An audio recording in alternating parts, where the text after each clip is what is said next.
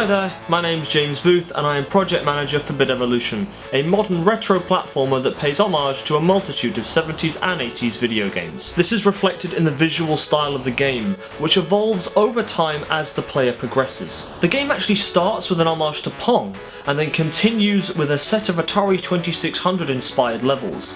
If you want to play these levels, they're already available in our demo, which can be downloaded from our website, bitevolution.co.uk, and can also be found in our Kickstarter, down there. As the story of the game progresses and evolves, so does the visual aesthetic. As a result, we have included 3 mock-ups of the Commodore 64, Nintendo Entertainment System, and Super Nintendo inspired levels. If we manage to hit our minimum goal of £9,000, we'll be able to include these 3 visual aesthetics in the completed game. However, as you can see from the Kickstarter rewards, we also plan to include user-defined visual aesthetics as well. We also have 2 stretch goals dedicated to visual aesthetics. So you're probably wondering why we're asking for money if we already have the visual aesthetics mocked up and we already have a working demo. Well, video games actually take a lot of time and money to make.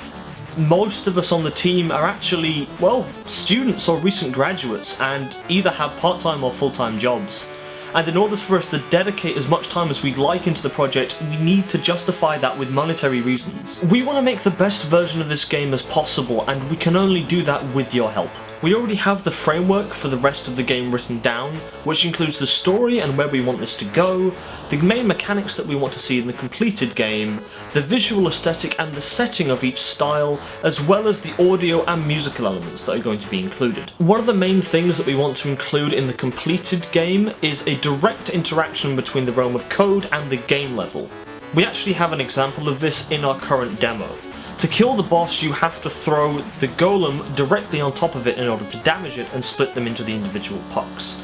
Now, to respawn the golem, you have to go into the realm of code and manually activate a segment of code, which then directly affects the game level. We want to see more elements like this in the completed game, and we actually have a few planned. For example, you may be able to pull a lever or flip a switch that directly affects the way that the game level is laid out, be that where enemies are spawned from or where platforms appear or disappear. Another element that we're planning to add to the completed game is a multitude of different visual aesthetics.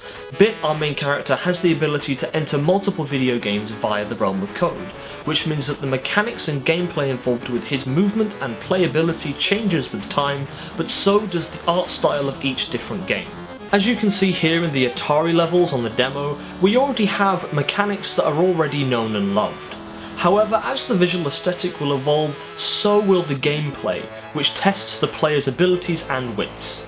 Our resident pixel pusher Matt Frith is doing 100% of the tile work and sprite animations in this project. If you want to see more of his work, head over to mattfrith.com or look down there in the Kickstarter. The project has also been coded by Connor Van Dyke, who's worked on a multitude of different projects, which includes Flash Frozen, an E3 award-winning game. The majority of the music has been composed by Joe Jeremiah. He's a very talented individual, and examples of his work can be found down there in the Kickstarter.